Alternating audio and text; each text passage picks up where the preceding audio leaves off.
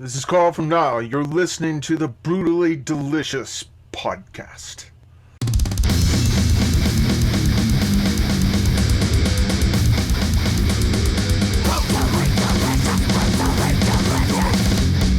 Chris, you want to jump in?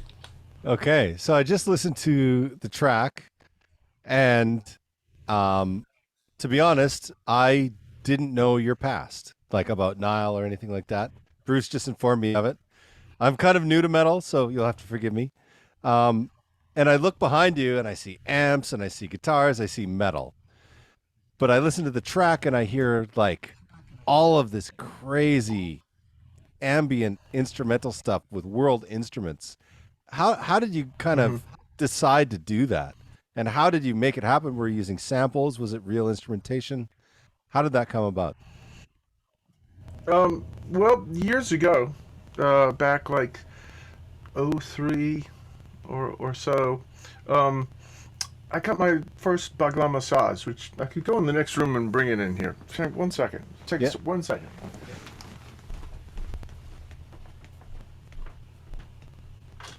Look at all those guitars. Just a couple. Yeah.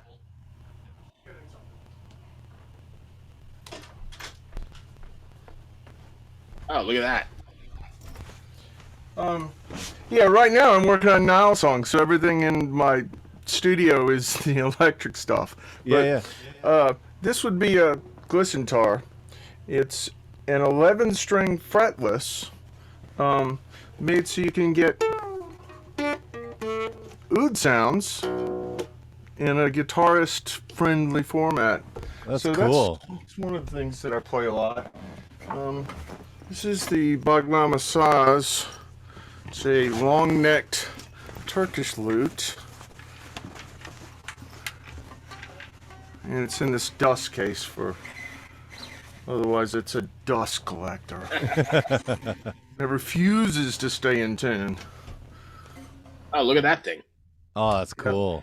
And you can see it's got movable frets, and some of them are microtones, where it's just a quarter tone. It's not a normal half step. Yeah.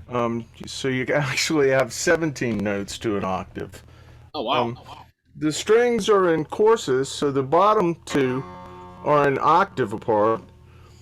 The middle is unison. Well, it would be unison if it were in tune. This does not stay in tune very well. It surely doesn't stay in tune when it's inside its case. And these are tuned in a fifth, and it's 3 strings. Oh, cool. Wow. So, yeah, it's quite a unique instrument. The first time I ever saw one of those, I didn't know what it was called, but there was a band from Canada called the Tea Party, and they use that a lot. Yeah, the Tea Party. Yeah. They use those a lot. Yeah. Do you write on those? You know the Tea Party? Not personally. Oh, No. but you know their music. I know their music, though. Oh, that's cool. And I don't meet many people in the U.S. that know the Tea Party. Like, no, Actually, of the Tea Ash Party. Meddy from Marrakesh turned me on to them. Oh, really? It's like, dude, you gotta hear this band. Yeah, Ash Meddy. That's great. Do you find yourself writing on those kind of instruments, or does that stuff come in later? You write on the guitar, which is your main instrument, and then add those sort of... Usually, yeah, a song will start on the guitar, because that's what's in my hands every day. And then I'll go, well, you know what? This would be pretty cool as a Saz riff or as a glissentar riff, because there's 2 widely different things. So yeah, a lot of them just start on the guitar. That's really the basis of all the songs on this record. It starts with my hands, Right. and everything else is just bringing that life and context. Are you writing the story? Because I know this is the third part in, I guess, the series. 2-part question. Are you writing the story first and then adjusting the music to it? Or how does that work? And second, is there going to be more to this, or is this a trilogy? When I'm writing it, the ideas all sort of come at once, and each side feeds each other. That was a tongue twister. Wow. Okay, so like if I'm playing the guitar and I'm like, thinking about it, and I'm like seeing the movie in my head, right? that story and the guitar, they kind of simultaneously evolve, and one will pull, then the other will pull, and it just sort of all happens. Which is why how I came up with the idea of the book that goes along with the record uh, was because it was more than lyrics. It was like way more, Right. right? It couldn't possibly fit all this stuff into a lyric format for songs. So it's like, this is a book. It's a fucking book. So yeah, I've done two full drafts. It's right about 45,000 words. Wow.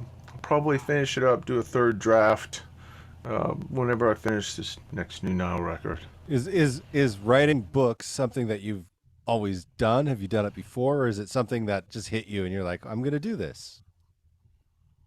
The second, because yeah, I'm not a writer.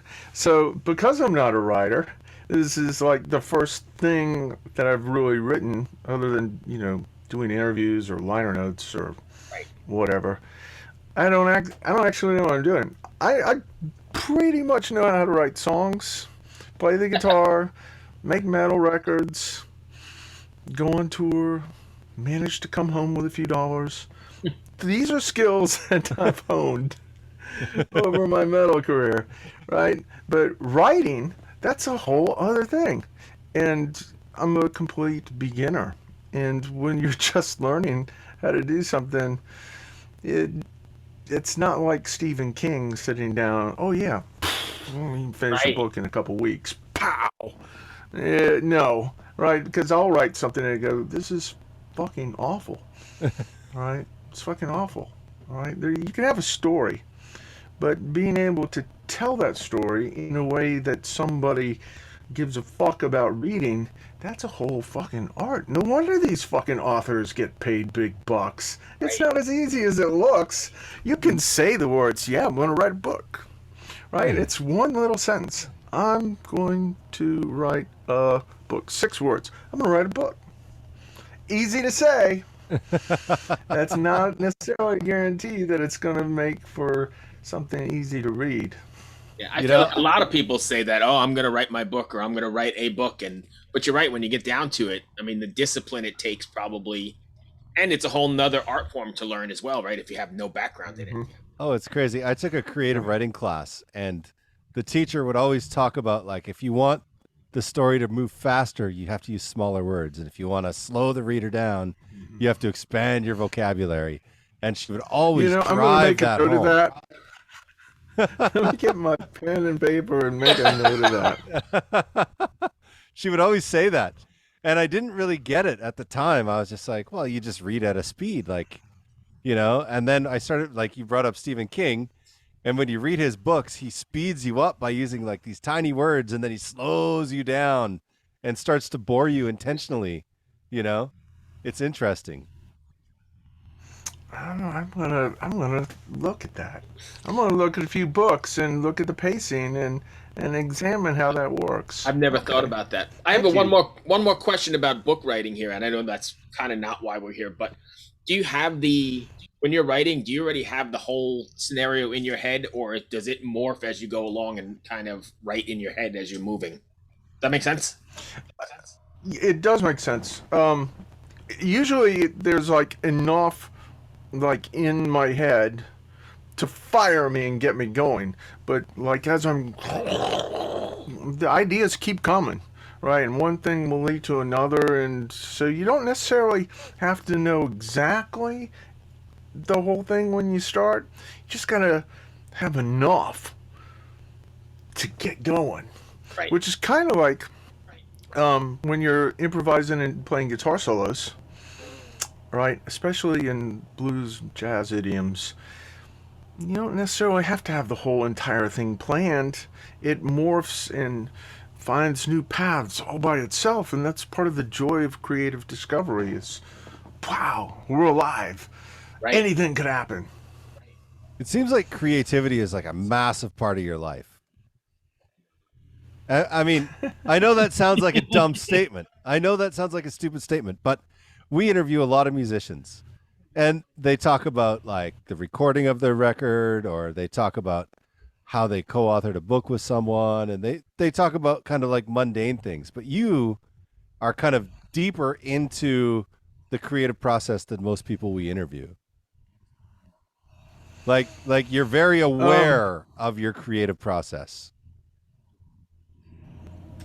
Well, I like procreating to start with, right? So I already like it, right? The fact you can just make stuff come into existence, and you don't necessarily have to plan it. It can just happen. Yeah. Right. Takes on a life of Which its own is once you probably get. a lot of the way.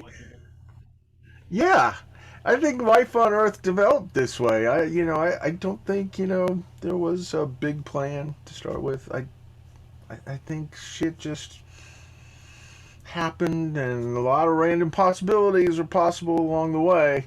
It could have diverged, any number of places, and it probably did, because where we started from and where we are is not a straight line. Yeah, definitely. It's not a straight line. You can look backwards and trace the evolution, but Yeah. when the first, one-celled creatures, started doing whatever they were doing at the bottom of the ocean while nobody was looking, they didn't have a big plan. They were just doing it. Yeah. And I like that. I really like you don't have to necessarily plan it all out. I mean, a lot of shit that we do as a band or musicians, you got to plan. You got to have a plan that gets you started, but if you can adapt when you need to, it's possible to go places you never conceived of when you first started. And you got to do that. You know what? Nile, if I look back at the history of Nile, this is not at all how I envision it happening. Really? Not at all. There were plenty of times we had to go, okay, we either got to adapt or die. One or the other. I choose adapt. Right? And adapting, wow, that means you just open the door to, okay, there's probably several possible ways to go forward. You can't do this thing anymore, so you got to do something else. Interesting. Yeah. It's very interesting. I love the fact that you're not shy to talk about the creative process, And that like as a creative person myself, I find it very refreshing because I talk about creativity in this way too a lot. And people are often like, "Oh Mm-hmm. God," like, "Why are you getting so deep on me? You just pick up a guitar and you play it and it happens, whatever." But which is true on the surface, but when you get On the really, surface. yeah, but when you really get into it, there's so many emotions and, like you say, it pushes and it pulls you and it tugs you and yeah, So, You got to be ready to be Ginger Rogers, right? If Fred Astaire starts putting some new dance moves, you either, follow along, be willing to change the plan, or martial arts. I did martial arts for many years, right? And there's a very old saying that everybody's got a fucking plan until they get punched in the face. Or, said another way, no battle plan survives contact with the enemy. So, right, you have to be willing to go, okay, this plan or this technique is no longer working. right. yeah, It's time to invent a new way of looking at it, come up with a new idea, adapt some other technique to the situation, and that's why fighting is so much fun. Because there's constant creativity to it. I see so many parallels, between playing music and martial arts. I mean, if you're actually engaging in like real sparring or actual fighting, then you have to do this. If you're just running kata, which is a preordained set of moves. It's, you do this one, you do this one, you do this one, and you're judged on how well you followed the line, the plan of techniques, right? But if you're actually sparring, you have to adapt and be willing to recognize what's working, what's not working, where your opponent's strengths are, where their weaknesses are. When they make a tactical error, to be adaptable enough to see it, adjust, and capitalize. Yeah, sometimes I think when you're writing a song, sometimes it's like that. Like you see this little opening, right, that opened up. Somehow it's just a little crack. And if you pivot and strike in the right place, now that becomes a fucking opportunity to come in and capitalize on this opening that may not have been there 2 seconds ago. Right? It's a creativity, fighting. There's so many parallels. So I have a question for you, and it's about the creative process again. Are you one of those creatives, like most people I know, where you almost have like a creative ADD? There's so many things, and if so, how do you narrow them down to what you're gonna work on today? Because I know my list is like a mile long of things that I really want. I want to write my book. I want to work on the podcast. I want to do this, that, or the other thing. There's too many of them. I can't even keep track anymore. I have a war board. On the other side of this door is a giant dry erase war board, and I got 2 of them. And that's where I prioritize the things that I want to work on, and I can fucking see it. And it really helps with finding some clarity about, oh, this is what I should work on today. Right.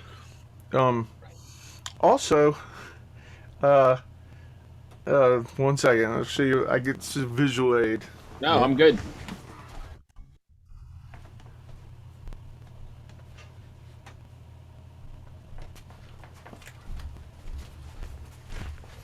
Even when I'm just playing guitar, whatever song that I'm working on, right, I'm always ready. Always ready. If I'm playing guitar and I got my lyrics right next to me, I'll go, you know what? This idea right here, that's the pre-chorus. This thing over here, I know that would make my good re-kick before the hook. And this thing, well, that's fast, right? This other thing, that's slow. And before you know it, I got pencil marks all over this thing. All those little random thoughts that I would have went, yeah. Right. They're here. So the creativity never just wanders away. It's always a little bit active. Yeah. But it's hard to keep it straight sometimes. The little micro ideas, you can't keep them straight, especially the older you get. There's other shit that life demands you take care of. Like if your parent, oh geez. Yeah. So taking little notes really, really fucking helps. The warboard, the notes, and turning off your social media. Yes. Turn off your social media. It'll wait. There's nothing Whatever more it is distracting. that you're, yeah, it'll wait. Like that, comment that somebody made, it'll be there, tomorrow. Right. It'll be there later tonight. Right. It's not as important as that fleeting moment of creative inspiration that if you're constantly being distracted by your notifications, it'll win. Your social media with your friend will win out over your genius idea all day long. That's the way it works. Right. Because they want you to pay attention to your social media device. They. I'm talking about they again. I'm not a conspiracy theorist. I'm not.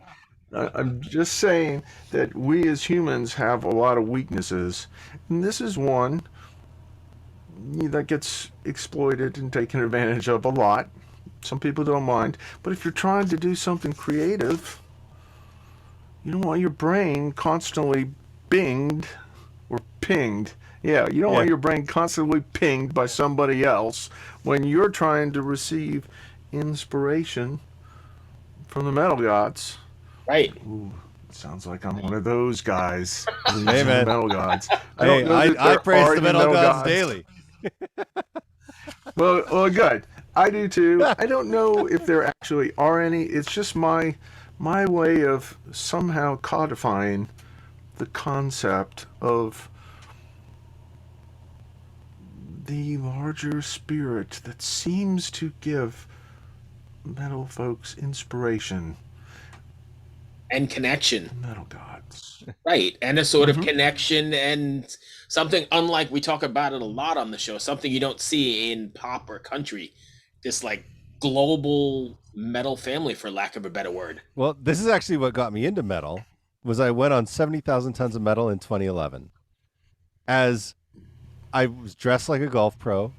I'm not going to lie. I didn't know anybody that... Do you play golf? I love golf. Love golf. Okay. Golf. I see golf as a very creative sport. It's extremely creative, like fighting. Like... The singer that sings on all the Saurian records, Mike Brazil, is a fantastic golfer.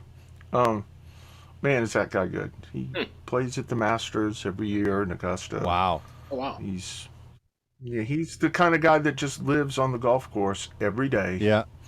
It's playing. I often think if you want to get to know somebody, take them golfing. Because you'll get to know them more in that 3 to 4 or 5 hours than you'll ever get to know them. You could spend all day with them every day, and you won't learn as much about them as you do if you play golf with them once. Interesting. You know, that's a lot like the thing in the Matrix movie when the guy goes, "You will never know someone as well as when you fight them." It's the same principle. Yeah. I believe. You will get to know them in ways you could never possibly understand unless you put them in that context. Yeah. It's a contest of actuality, right? Because you're doing things. You're not just talking about things. You're doing things. Yeah, and with golf, if you hit a bad shot, right? How do you deal with it? Do you get mad? Do you throw your clubs? What do you do? Right? How do you recover from it? If you have a bad hole, does it ruin your day? Do you ruin everyone else's day around you? Like, there's so many things. Like, I often say golf mimics life, right? Because, like, when I play golf, if I hit a bad shot, I might yell out, "fuck." And then I'll be like, okay, I got to fix the next shot I have to fix and see how I'm going to get through it. But you'll play with some people, and it's just like a full meltdown. And it ruins everyone's day around you, like, completely.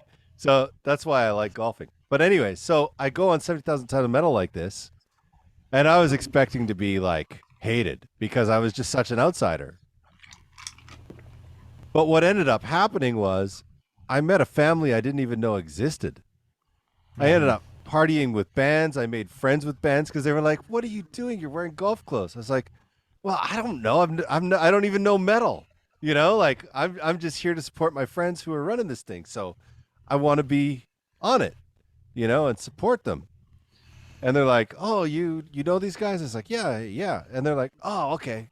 And then next thing I know, we're drinking beers and I'm partying with the bands, and I'm like dressed in golf clothes, and I made so many lifelong friends on that boat, including Bruce. Yeah, that's where we met. Nice. Yeah. 2011.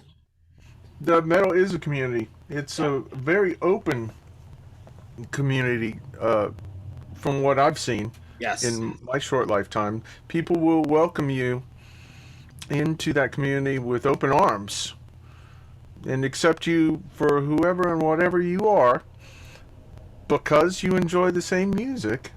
Yeah. you're probably okay. That's I mean, right. it's true.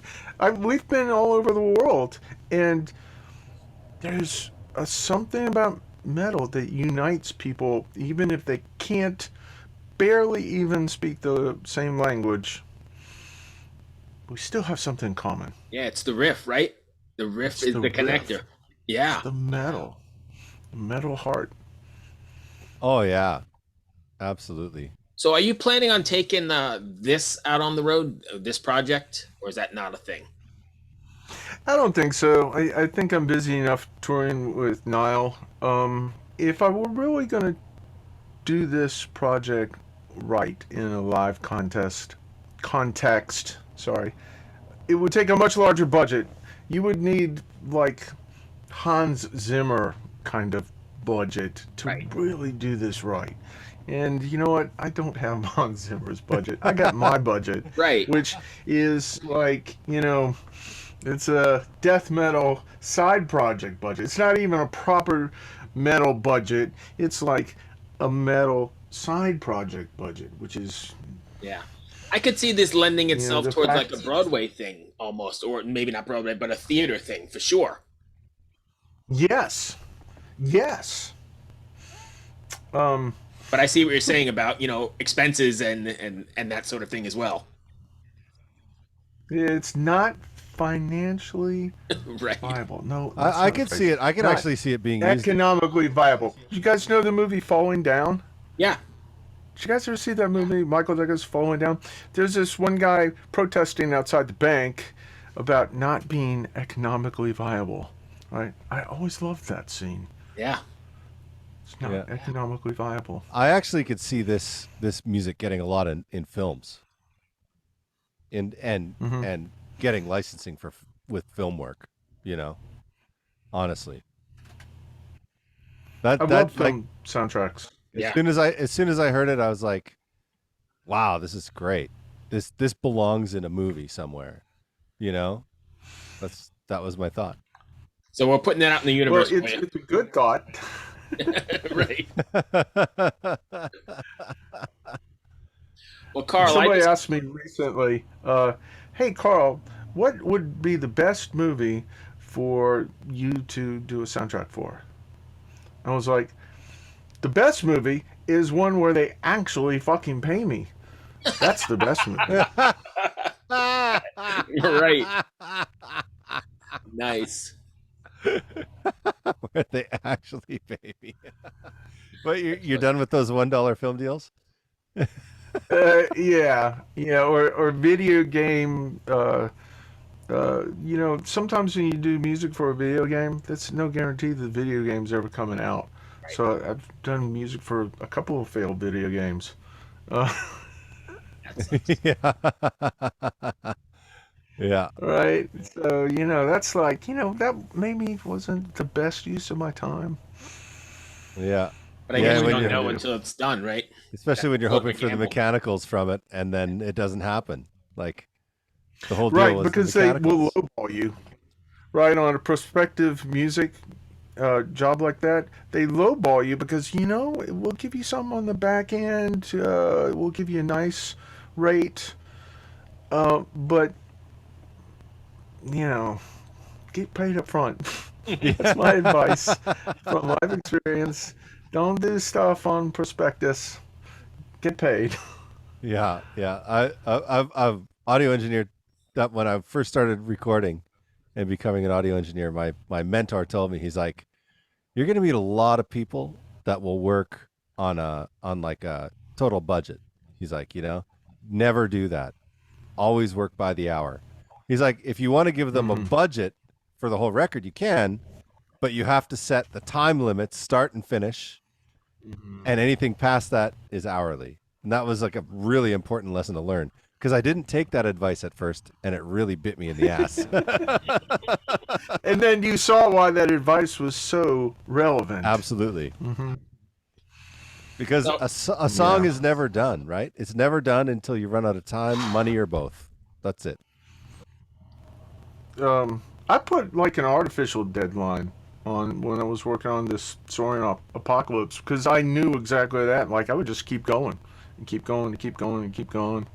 So I was like, all right, it's got to be done by November, because that's when the guys got time to mix it, master it, and get it by then. Were you successful in doing that? Did you stay to it? I was. That's good. Yep. Nice. So- It forces you to make actual decisions, like, yes, this is good, no, that is not good. Right. And, like, make the decision, right? If you can make a few decisions, you can get on with life. Yeah. Well, in the digital realm, it's so hard to commit, right? Like when Yes. you used to work on tape, you had to make decisions while you were recording because you only had so many Yes. compressors, you only had so many of this, right? So while you tracked, you had to make that decision and commit. Mhm. But in the digital world, you could just sit there for hours and be like, and you're like, dude, the kick drum's now out of tune and we haven't even hit the snare yet. You know, like, I know. let's make a decision Right? here. Let's make decisions. Yeah. You got to make decisions. Otherwise, you're paralyzed. You get nowhere. So I don't mean to interrupt. I've got my Zoom reminder. We've only got about 5 minutes left on the free timer. So Oh, what time is my next one? Oh, my next one's at 4, so I'm already Oh, you're already- late. well, that's Yeah. good though. You must have had fun talking to us if you stayed this long. So I appreciate your time. Oh, well, thank you, boys. Thank you, man. so much. Thanks again Yeah, for it the was a lot of tunes as fun. well, man, and branching out into something crazy and also knowing about the great Canadian band, the Tea Party. Tea Party. Thank you, Ashmedi. Yeah, thank you. Thank you, my friend. Good luck with the Awesome. everything you got coming up, and I will talk to you soon. All right. Take Be care, safe. Bruce. Hey, we'll see you soon. Chris. Cheers, All right, man. See you later, man. Thanks. Bye. Bye.